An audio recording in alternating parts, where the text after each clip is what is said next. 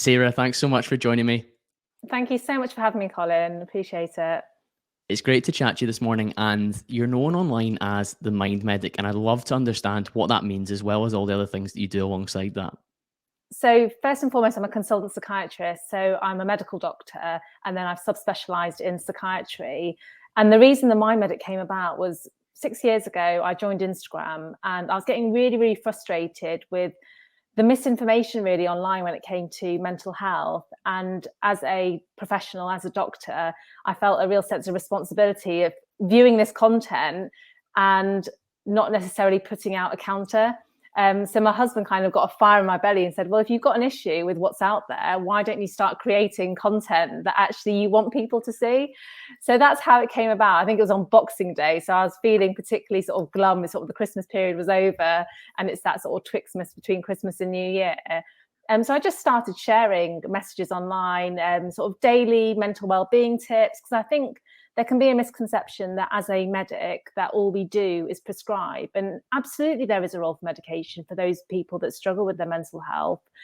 But alongside that has to be the other stuff. It has to be the talking therapies. It has to be the stuff that we know is going to be helpful for you alongside the medication. So kind of looking at things like your sleep, thinking about your daily activity, because the medication is only one piece of that jigsaw. You're right. The term medic, straight away, there's a reaction and an association with medication, medicating, and one of the reasons I was so keen for us to have this conversation is that language that you use around a proactive approach at all times to try and empower yourself to manage the situation that you're presented with. But you said that you were seeing misinformation online. What were some of the big things that were coming up where you were just like, oh, I don't want to see that? So I think it was more around kind of oversimplifying mental health, and also the idea, because I think often we can use the word, say, depression to describe how we might be feeling in a given moment, but actually depression is a clinical disorder. And I think it was just kind of the lack of nuance around certain words, and actually looking at the people that were sharing the messages, there was never kind of a sense of, do they practice this day in, day out? There's sort of a sense of credibility behind their message.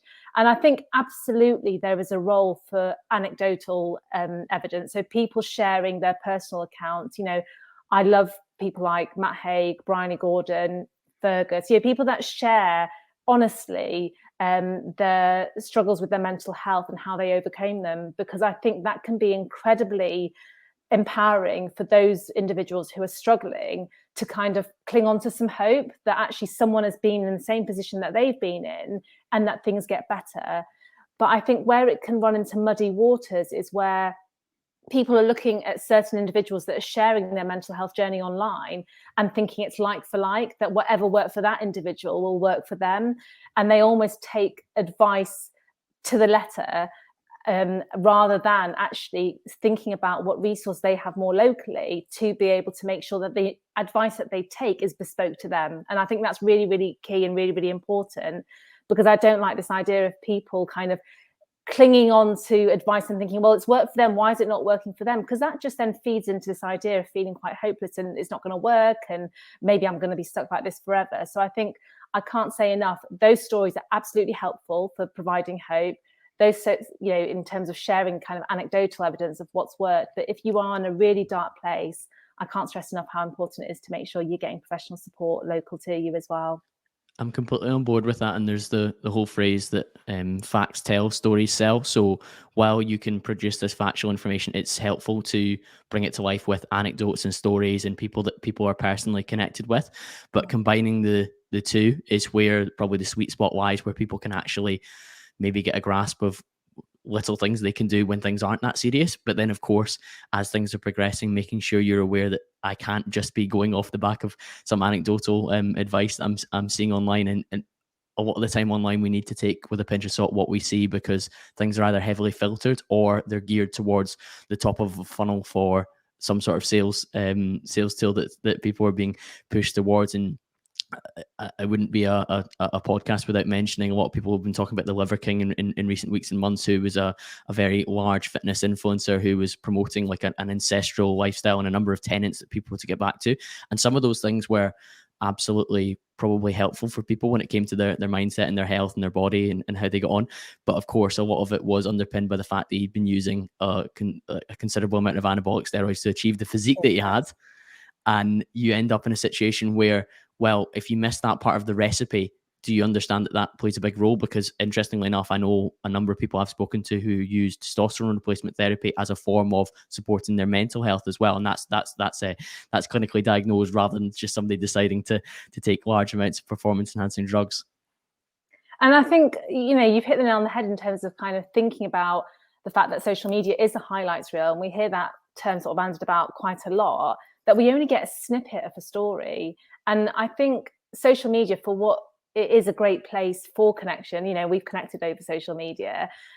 I think there's a lot of noise on social media, and I think if you're someone that's struggling with your mental health, you're already by default in a very vulnerable position.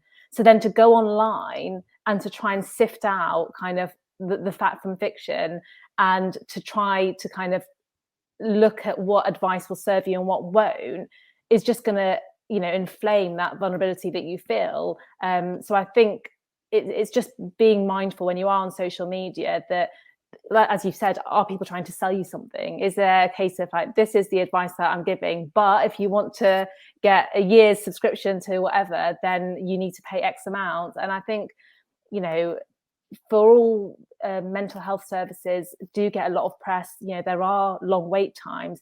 I think that shouldn't be a barrier for you accessing support, because that varies from region to region. So it's really important that if you are in a dark space and you are struggling, it's to reach out to, you know, the professional support that's available to you locally, and see what's available. In the last 6 years that you've been creating content on Instagram, I think there has definitely been an increase across the board in people talking about mental health. Like in the corporate world where I have my day job, the conversation has increased massively since I first graduated from university in 2014. It was never really spoken about, and that was what, 9 years ago. So there's been a big shift in that regard. And one of the phrases that you consistently use online, but also in your books, is reclaiming your mental health. Why do you think there's needed to be a conversation around that? Like, what has led to this point where I think by all intents and regards, we can probably say that mental health is probably worse, or at least more talked about than it was previously? I think I think it's always been there, but I think what we've noticed over the last few years is there's an increase in confidence in being able to talk about it and recognize it. And I think one of the things that I'm really keen to promote is making sure that we take a proactive approach to mental health rather than a reactive. Because I think all too often we can wait till things reach a breaking point before we decide that we need to intervene and do something about it.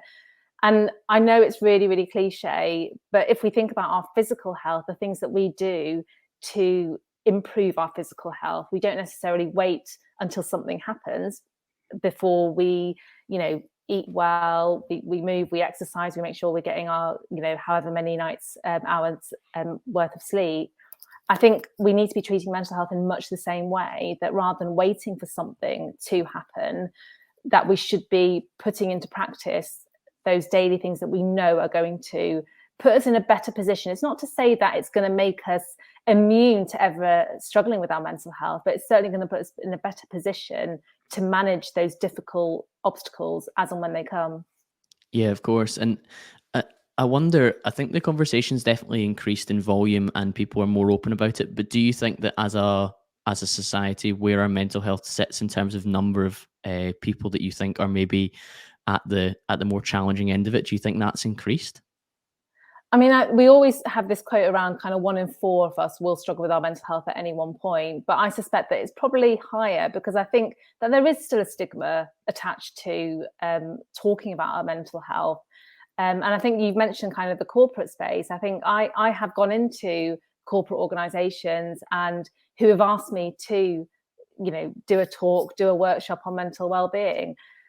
I still feel we've got a long way to go to accept that that is a part and parcel of a day in the life of a corporate organization, because I think all too often it's a tick box exercise. It's to say, well, actually, yeah, we are managing our employees' mental health because we got someone in to talk for an hour about this topic.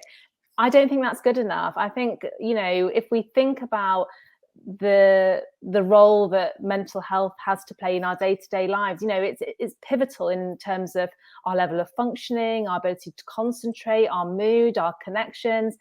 And for a lot of us, work forms a big part of our day-to-day life.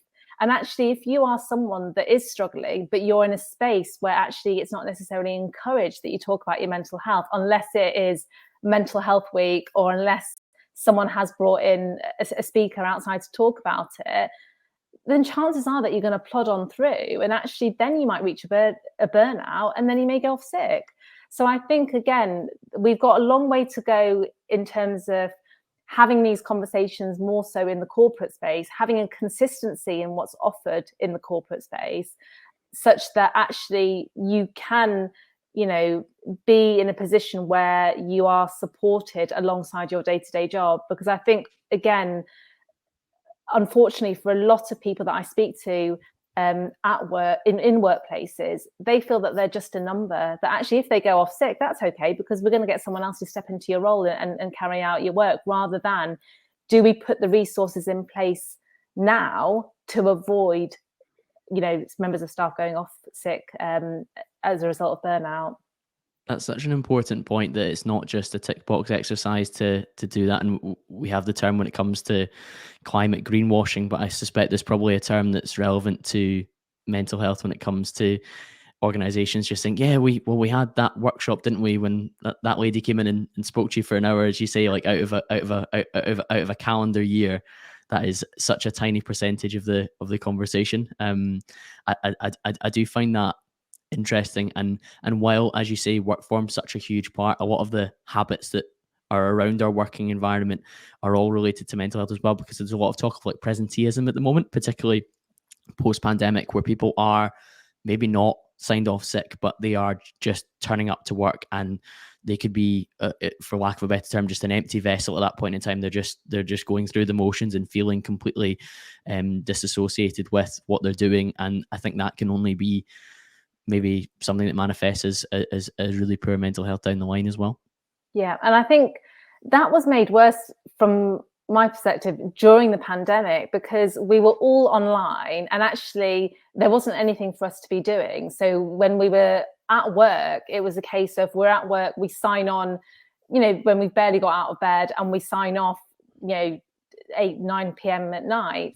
And actually what we're finding is a lot of people were extending their work hours, and there was a real blur between our work and our downtime as a result of that. And I think that has continued post-pandemic, in the sense that now we've got this hybrid way of working. Even if we are going into the office to work and we are a bum on the seat, actually that work is continuing in our, you know, sort of morning and evening commutes, almost certainly continuing into the evening. And I speak from personal experience that often I do struggle to switch off, because, you know, whilst this kind of hybrid way of working that has been sort of okayed post-pandemic, actually, are we really giving people opportunity to switch off and to utilize that downtime? Because we know that actually that rest and recovery is absolutely crucial to ensure our performance and function the following day.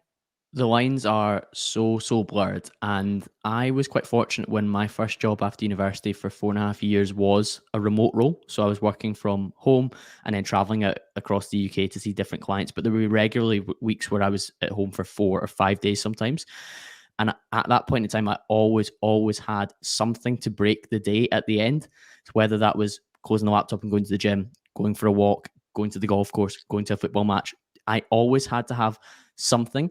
And when the biggest challenge I found was when everything was closed during the pandemic, because there wasn't a period where you could say, right, the laptop's closed, I'm going to go and do this. It was, right, the laptop's closed, I'm going to work out in my living room next to where my laptop sits. Yeah. So that was the most difficult thing. But I think when I look at when I'm performing at my best in my work and in all the other things that I like to try and do on the side, it's when I've got a hard stop at either 5 or 5:30 or whatever it is, and I completely I turn off notifications on my work phone after that time.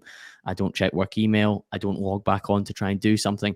Or in the case where I'm seriously stretched and I know I have to, I will go and do something first, and I'll serve myself, and then I'll come back and I'll finish the piece of work. So there's always got to be a break, because I know that hour between 5 and 6 or 6 and 7, I'm getting so much less done, and I'm just putting a more stress or toll on myself, Sarah, in that regard.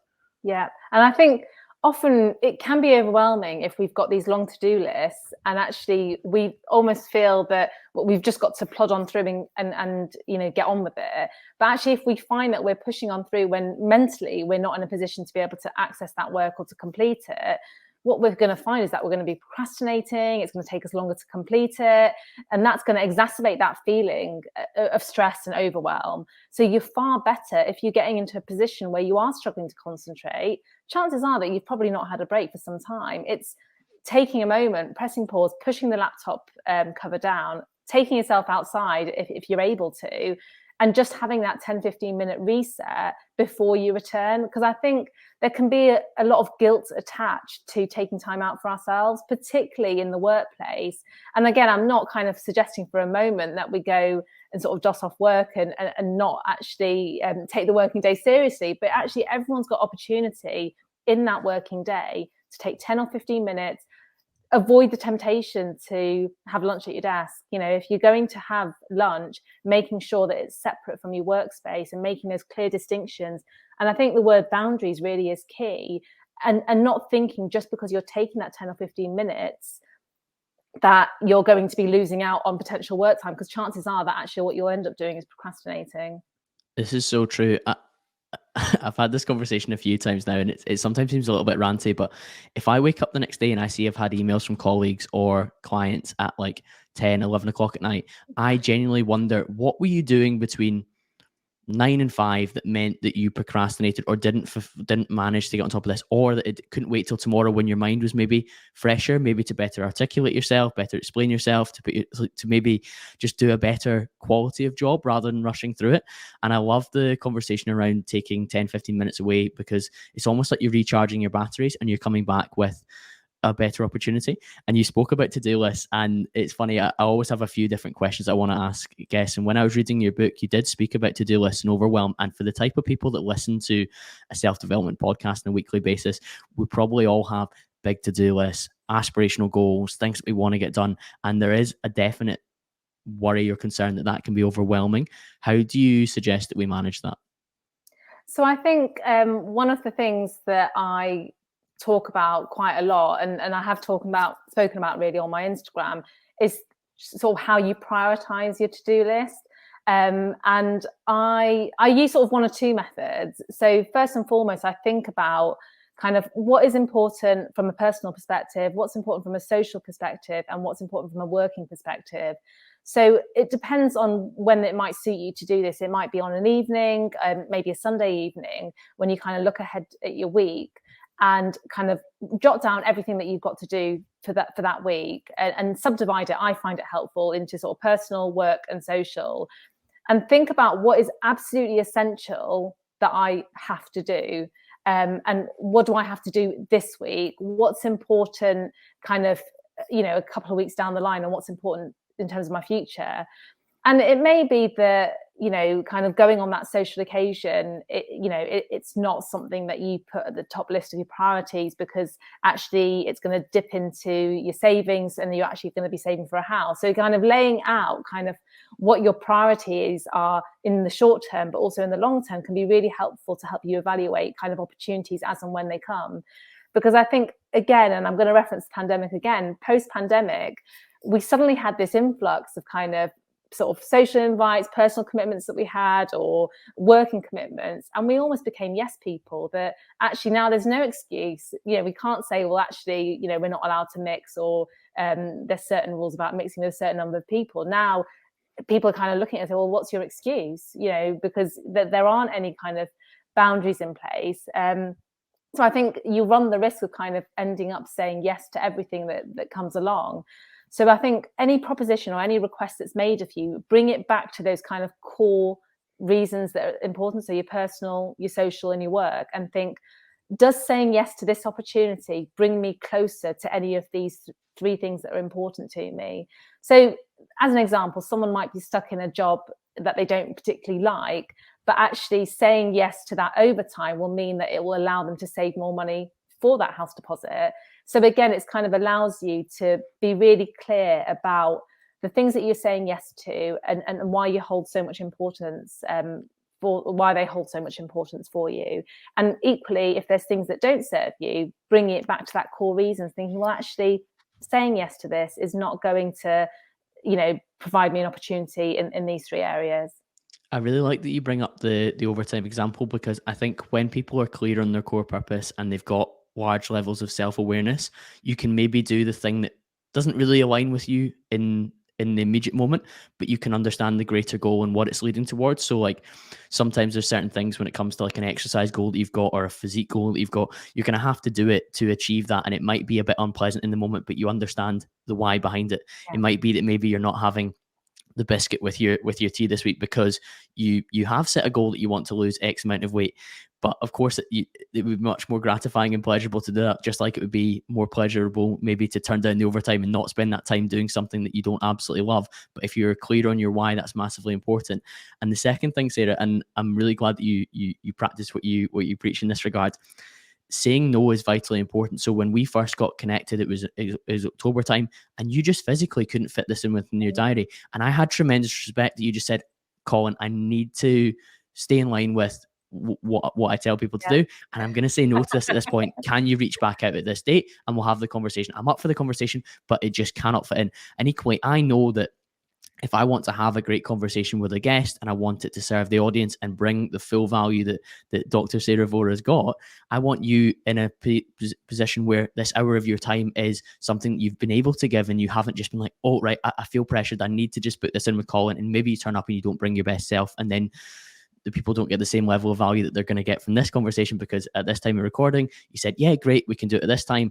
I'm free. I'm available. I'm ready to rumble.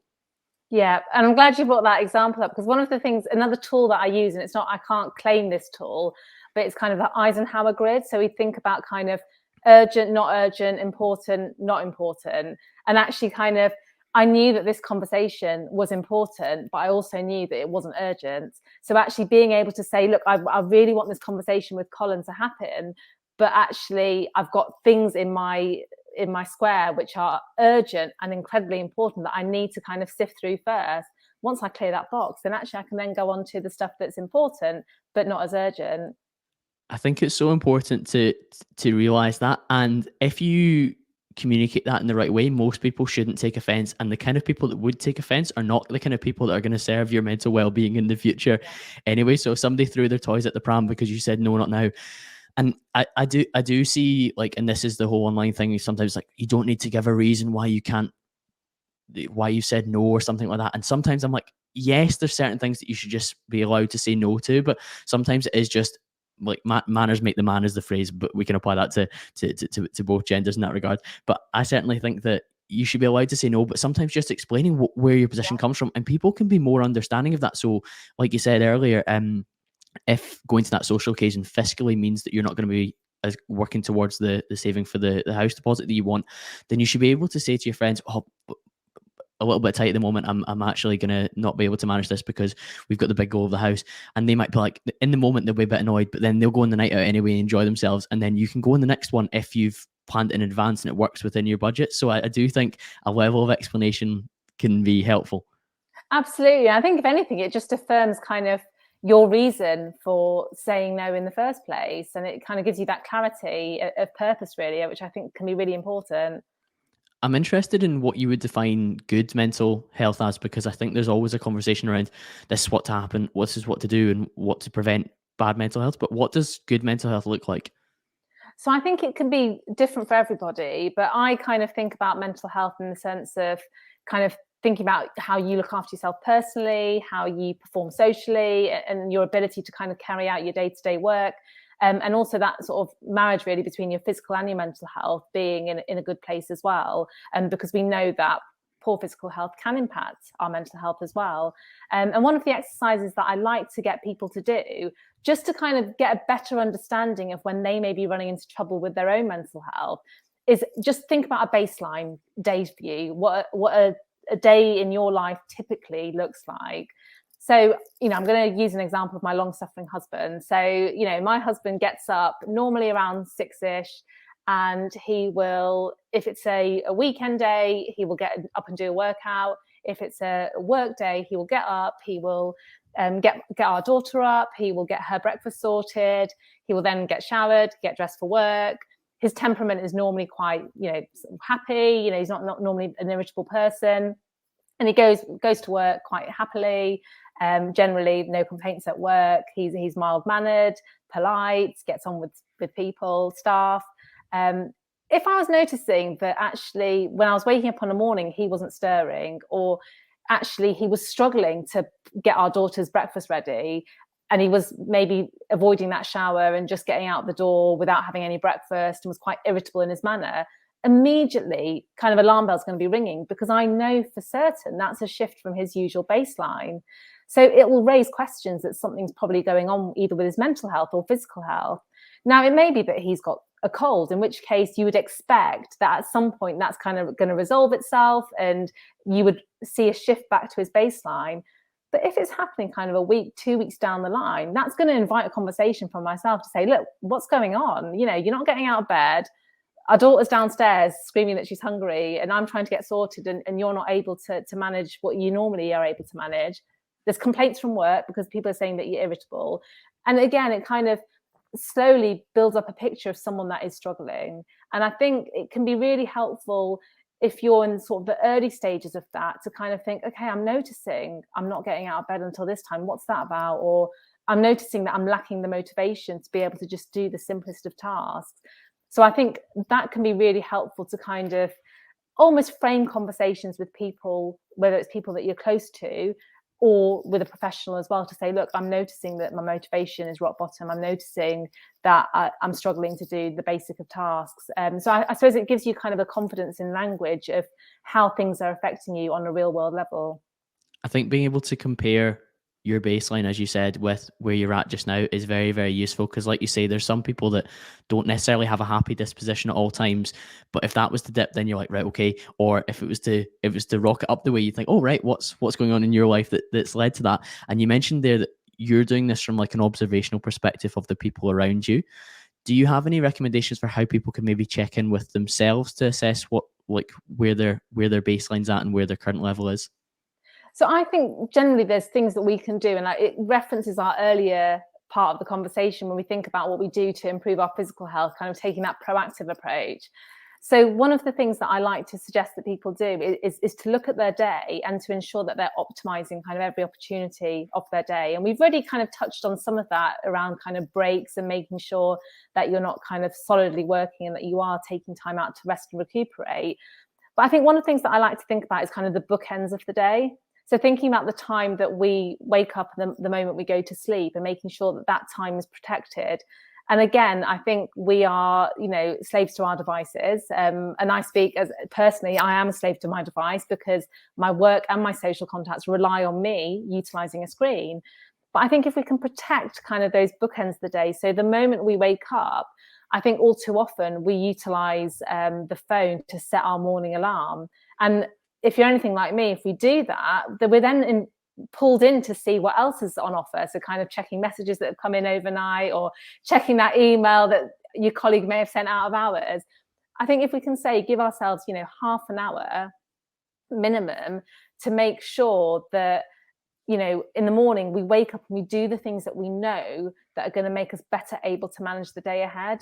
So making sure it's a screen-free zone. So that half an hour you might use to do a workout, because you know that if you end up checking your device, checking your email, it creates a sense of urgency that means that you forego the things that you know will actually get you off on the right foot. So it's not to say that, just because you do that morning workout, that you're not going to struggle with your mental health or struggle with things as the day progresses. But actually there's kind of a safety and a comfort in knowing, well, I've done the thing that I know that means that I'm better able to manage it, rather than you get to the end of the day and think, I can't be bothered to do that workout that I've cancelled in the morning because I'm too shattered. So I think kind of making sure you protect that morning, do the things, and it may be just having a leisurely breakfast. It may be, being able to chat with your family member or go out for a walk. It may not necessarily be exercise, but something that means that you're better able to manage the day ahead, rather than you have your routine and the urgency of your morning routine dictated by what you see on the screen.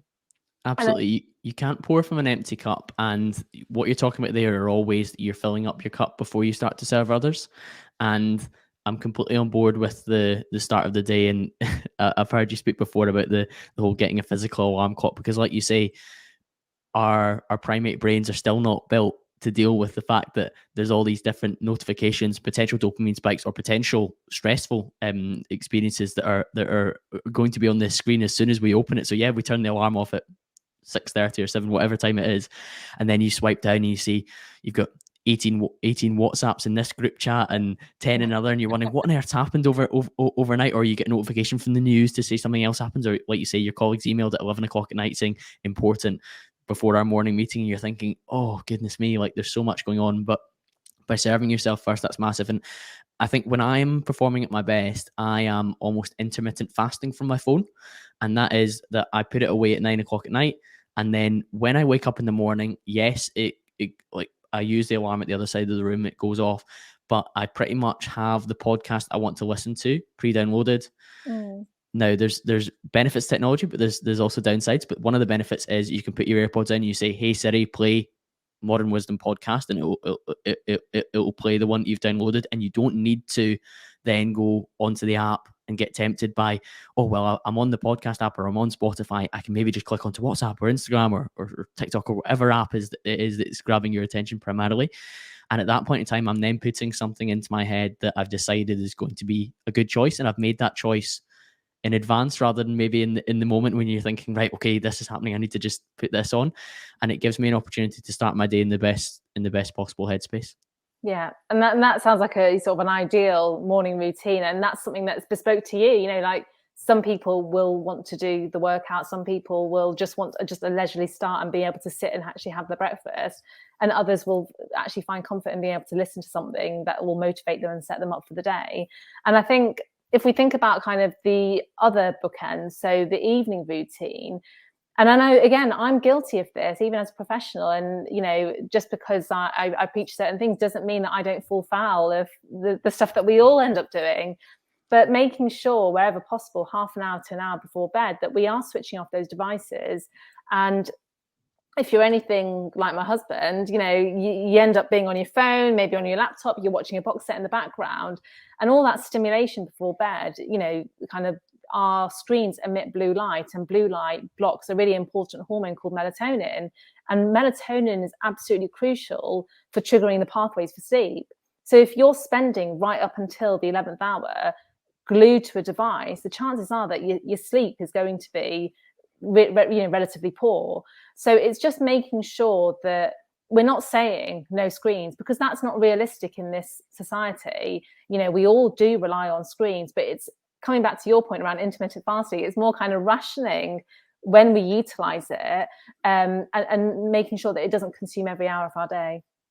Completely agree. And I know from recently, I went on holiday to Dubai just before Christmas, and I purposely didn't buy a data package when I was out there. So I was just using my phone when I was on the Wi-Fi, and it was quite refreshing. But it meant that when I was back at my apartment, I was using it first thing in the morning before I went out, and I was using it last thing at night before I went to sleep. And I'm normally so good at having it away. I'll do a little bit of journaling, I'll read before bed, and I'll kind of clear my head of, and like maybe I'll do my to-do list, my priorities, my time, I time box as well. So I'll put in when it's going to happen. And I feel just super relaxed before I go to sleep. But on holiday, I just felt I wasn't resting because I was up and I was on the phone, and I was on Instagram posting what I had to post before I knew I wouldn't have Wi-Fi for the day, or WhatsApping because I knew I wouldn't have Wi-Fi in 5 minutes time when I walked down the stairs. So my habits in that regard got completely trashed. And while of course it was only a 2-week period on holiday, and it wasn't the end of the world by any means, I could see how it would affect me being able to perform at my best if I did that on a regular basis. Yeah, and it comes back to your earlier question about how can people check in with themselves. You know, you've done absolutely that, okay, my sleep's not as good as it usually is. I'm noticing this about myself. Oh, but maybe it is the fact that I'm utilizing screens. My attention span, Sarah, was in the gutter, honestly.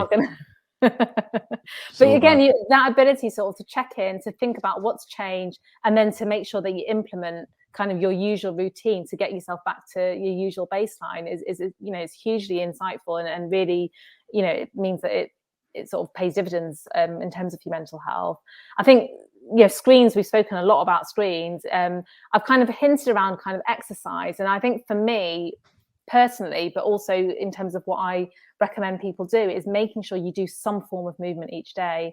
We know that exercise is hugely important for improving our mood, reducing stress, and also helping with our sleep. So it's a good all-rounder.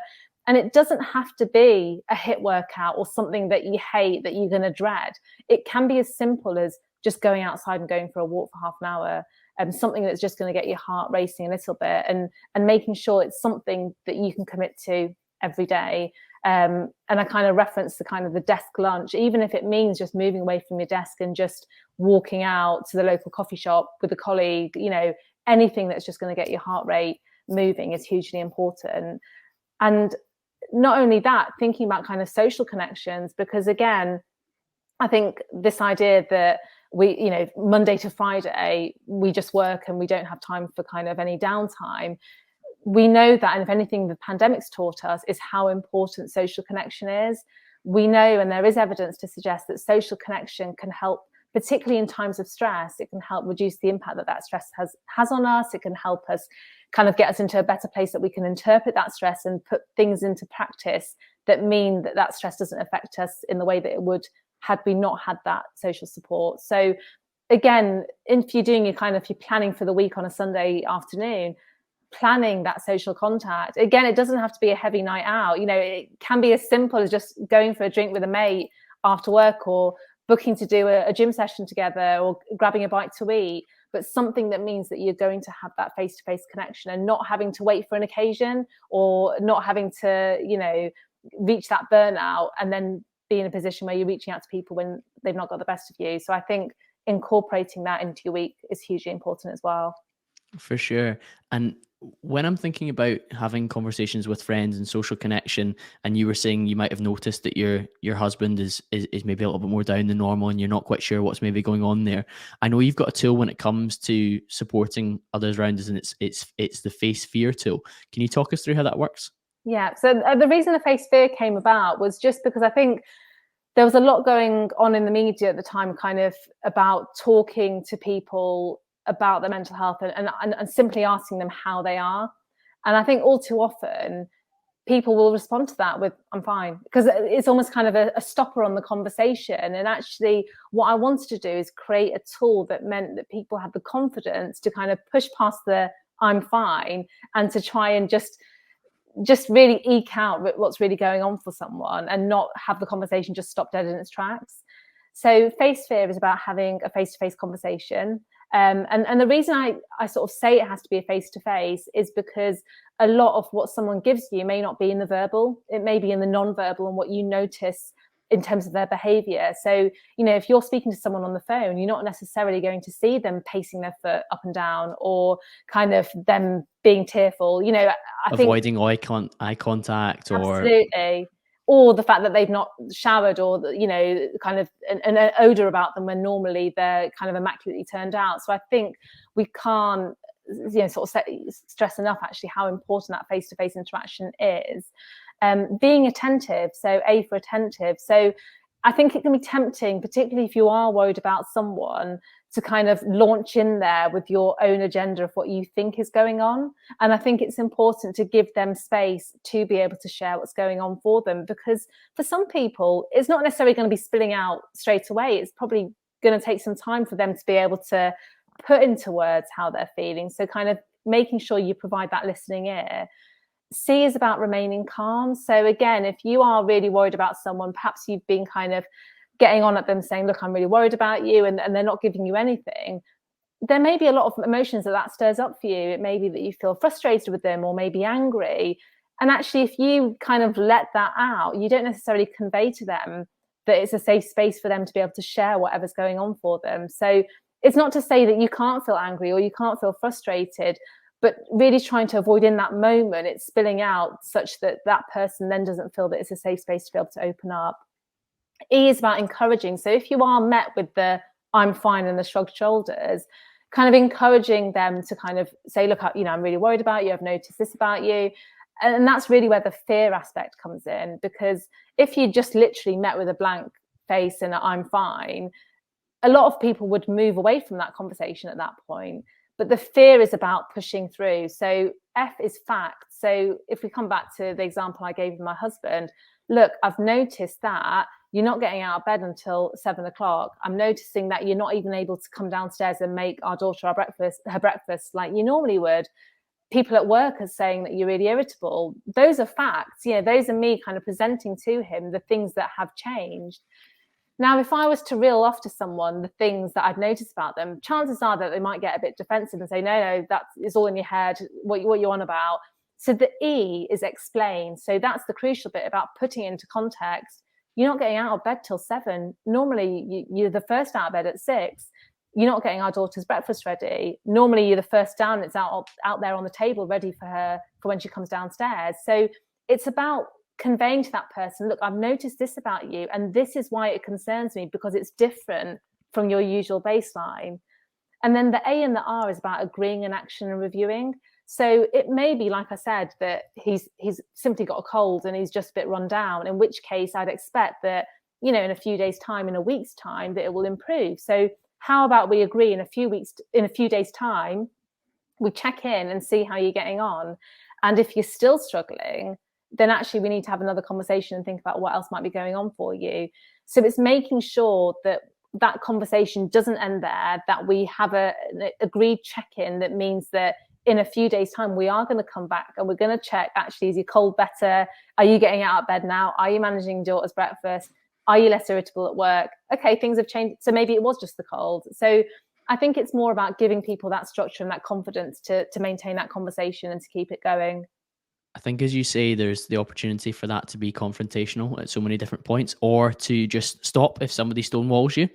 But having a toolkit and a set of questions or phrases and a framework to follow, it empowers people to maybe try and be as supportive as possible, while of course understanding that yes, you might have to ask a little bit of a different question, you might have to rhyme off a few different things that are challenging, but of course still being encouraging, being explaining clearly why you're saying this, and it comes from a place of care.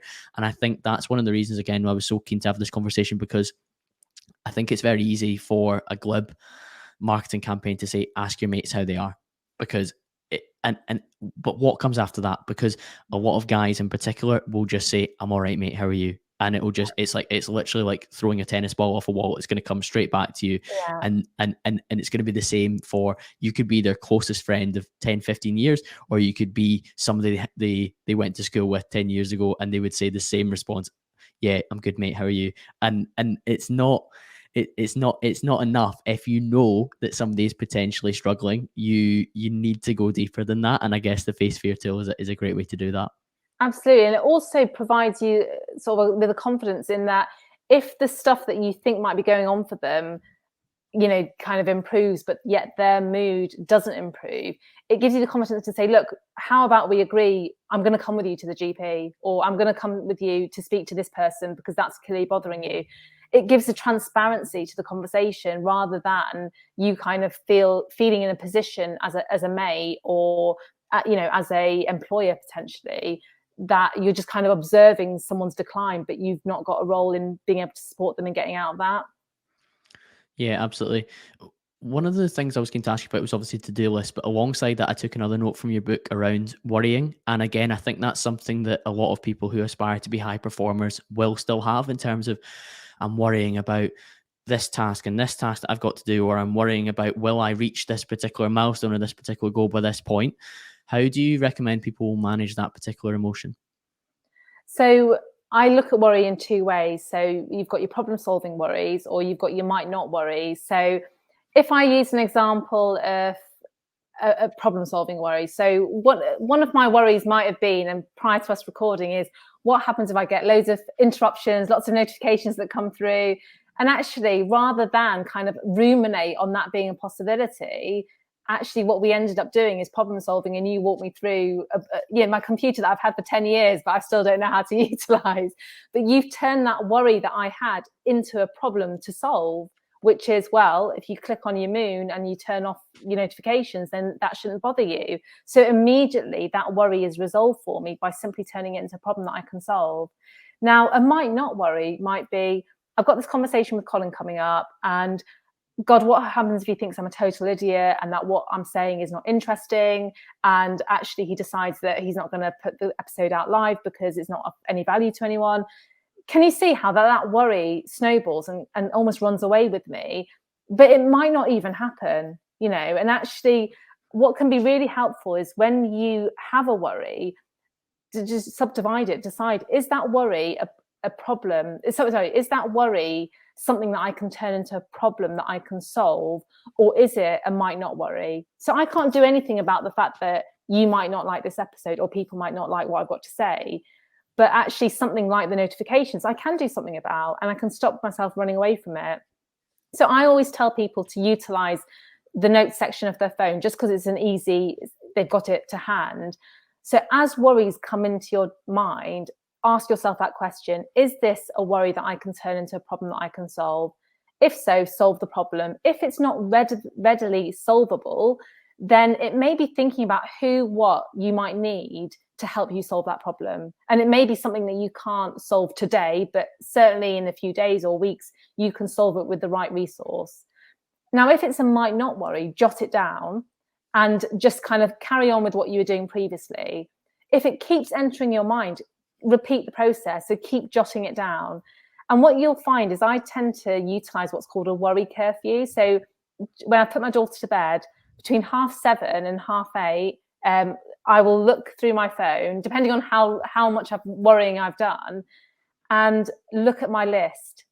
And so if I look at my top of my list, it's like, Colin thinks that nothing's interesting, blah, blah. I can reflect and think, well, actually, no, Colin said actually it was an interesting conversation. That didn't happen. So immediately I strike it off, because I think the risk with these worries, allowing them to kind of infiltrate your mind and to run away with you, is it takes you away from the present moment. It takes me away from the ability to just enjoy this conversation for what it is. Whereas actually feeling empowered to be able to jot it down, to say, this worry is not going to serve me at this moment in time, but I will come back to it, can be an incredibly helpful position to be in, such that it doesn't impact your sort of present moment. Again, I think it's a really helpful practical framework because, as you've said, not all worries are created equal, and they have different elements of, yes, I can solve this, and yes, I can think about this, and then at some point I will deal with it. And the worry curfew that underpins all that is very helpful too, because you could end up in a situation where you're brain dumping these worries into this note on your phone. And by regularly checking that and reviewing it and not doing anything about it, you're just never going to deal with it. Whereas if you've got a set period where you say, at 7:30, once my daughter's in bed, I will review this and I will decipher whether this is something I can solve, or whether this is something that is ridiculous, or whether this is something that, okay, that can stay in the background, and I appreciate that is something that I have a right to be a little bit nervous about, and I can maybe deal with it at a future point. I think it's so healthy to divide it up in that particular way. And like you say, there are certain things that you can solve quite quickly and you can turn into a problem to solve, and there's certain things that it's just your self-talk having a bit of an overdrive moment. Yeah, absolutely. One of the other things I wanted to ask you about was, there's a lot of talk at the moment of a cost of living crisis and rising costs and people being unable to pay for things. What relationship do you see between financial well-being and mental well-being? So huge. And I think often what we can find is, referencing kind of your earlier point around the things that, sort of during the pandemic, that you kind of were removed from because you couldn't just step out your door and to go to the gym or to go and meet your friends for a drink or go for food. And I think what we're finding now is obviously people are prioritizing the absolute essentials. So the absolute essentials being a roof over their head, paying off those energy bills, keeping the house warm, keeping families warm, keeping their children fed, which are absolute paramounts. But I think what we're finding is people are then sort of sacrificing the stuff that maybe they, did, like the gym membership, like, going out for food once a week, but the things that are equally as important for their mental health. So I think when I've seen sort of young people and families coming into clinic, I'm certainly seeing that actually they're having to forgo the stuff that actually helped the young person, kept them motivated, kept them, sort of afloat, really, in favor of the stuff that is an absolute essential. So I think it's thinking about kind of, if, say, the gym membership is really important to you, or think about actually on a basic level, what is it? It's movement, it's exercise, and actually thinking about ways that you can incorporate that into your day-to-day that mean that you're not forking out however much, or kind of reviewing local options and thinking, okay, I'm paying X amount for this, but I can get a fraction of cost if I do it as a pay-as-you-go gym membership. So I think if you are someone that is struggling and you're thinking, actually, I've had to forgo quite a lot, it's thinking about kind of what alternative, what on a sort of fundamental level, what is it that opportunity provides you with? And I think for a lot of, again, young people and families I see, what they've ended up realizing is like going out for food. They used to love going out for food with other families, and that was a really good social occasion. But rather than each family coughing up X amount for a meal out, okay, well, why don't we just kind of rotate around and do almost a come dine with me at each other's houses, and we get the same kind of benefits in terms of the social connection, enjoyment over food, kids kind of interacting with peers their own age, but at a fraction of a cost. So coming back to your question, I think there is a massive link.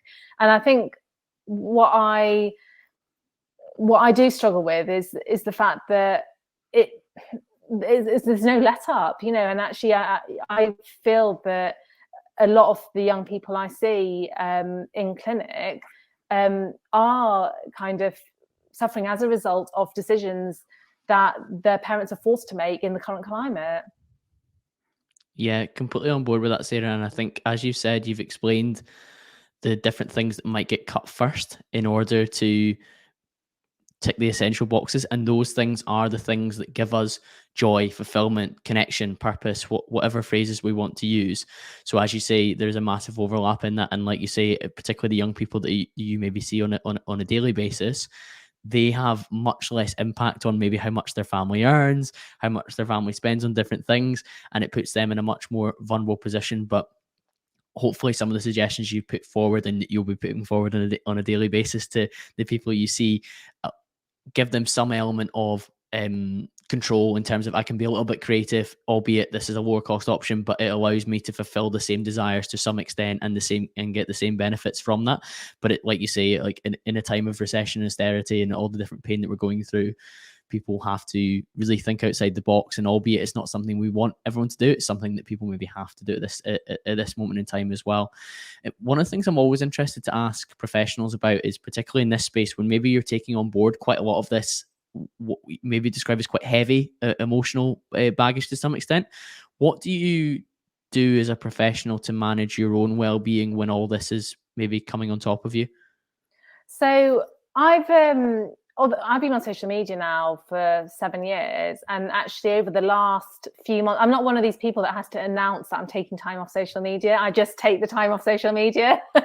So I just took a step back from social media, and I do occasionally do stuff like this, but I was finding kind of often showing up on social media when my day-to-day job is incredibly challenging emotionally, was taking its toll. So actually it was about kind of prioritizing that whilst my social media platform is important, and while sharing daily mental wellbeing tips is important, for me in that moment, actually the urgency came in making sure that I was looking after myself. And all the things that I've spoken about, I do to a degree practice. I mean, the exercise for me is absolutely key. So I've exercised regularly for the last 20 years. It's something that I enjoy doing, and when the pandemic came about and suddenly the gym membership kind of had to be frozen, I had to look at new ways. And actually it's interesting, I've not gone back to the gym, I've not renewed my membership, because actually for me, I found another way to do it at home that means that I'm not spending as much, but I'm still getting that daily movement every day. And even when, myself and my husband have to kind of prioritize that, because for both of us exercise is hugely important, so we know that actually if one of us is a bit grumpy and haven't done their workout, it's like, okay, you just go, you have to do your workout, get some time for yourself. So exercise first and foremost, minimizing my time on social media, because I can get pulled into that procrastination, and before you know it, you've willed away hours, and kind of again getting caught up in that comparison of what people are doing online. Can be really unhelpful. I make sure that I have some form of social connection each week. I make sure I get outdoors. So I really struggle in the winter months because I'm commuting to and from work in the dark. And we know that actually daylight is really important for resetting our body's natural wake cycle. So wherever possible, after we finish recording, I will just go outside and just stand outside for a bit and go for a little bit of a stroll, because I know, again, that's going to be really helpful for me. So I think certainly exercise, social connection, some form of daylight, and being really diligent with my screen use as well. Yeah, absolutely. I think one of the biggest contributions that Andrew Huberman's made to the mental health space is that the mind often follows the body. And I think a lot of what we've spoken about today is things that you're doing with your body or doing with your hands and your inputs that are enabling your mind to be at its best possible self as well. When it comes to exercise, daylight, social connection, all those are things that you have to physically do. And it quite often overlaps massively into how your head is. Yeah. And, I think, I'm a professional, but sometimes I don't always get it right. Sometimes there are times when I will be spending too much time on my screen, but it's just about kind of making sure I give myself moments to kind of reflect and think, okay, this is how I'm feeling. Why might that be? And thinking about what's within my control and what I can manage. Yeah. And last question for you, Sarah, before I ask where people can connect with you. With this level of expertise and, like you say, the things that you've worked on really hard, what's something that you still feel that you're constantly learning and working on up until this point? I think it probably comes back to just the question that you've asked me before, which is around learning to switch off, because one of the things that I'd be an absolute robot to do what I do and not be affected on some level, because the stories that I hear are incredibly heart-rending, incredibly traumatic, and whilst in that moment I'm absolutely empathic, professional, when I walk away from that clinic space, it can be difficult to kind of separate out what you've experienced in the work environment and avoid it seeping into your professional time, because I do worry about the people that I see outside of seeing them. I think there's this conception that you kind of see them, that's it, they're out of your mind. But some of the stories that these patients have to tell are just, incredibly moving and incredibly challenging. So I think I am learning kind of that boundary, that making sure that I do the stuff that I know that's going to help kind of even things out a little bit. And one of the things that what's really helpful is I don't live and work in the same place. So I actually work about 40 minutes from where I live.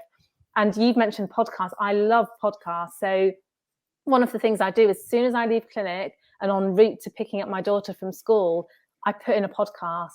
And for that half an hour drive back to go and pick her up, I almost feel like I'm leaving the clinic room space behind and kind of immersing myself in a positive conversation on a podcast. That means that as soon as I pick her up, I'm kind of I'm in mum mode now. And not to say that those stories don't still affect me, but it's about finding ways to make sure that when I'm picking her up, I'm not fraught from what I've learned in the clinic space.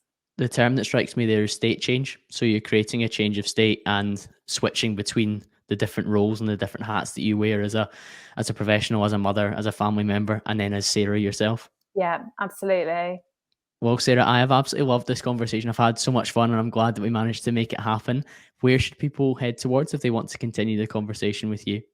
Thank you, Colin. Me too. I'm glad we could make this work. So people can find me on Instagram at the Mind Medic. I've also got a book out. It's called The Mind Medic, and you can get that from all the bookshops. Fantastic, Sarah. That'll be linked in the show notes below. Thank you so much for joining me, and thank you to you, the listener. And I'll be back to speak to you all again very, very soon.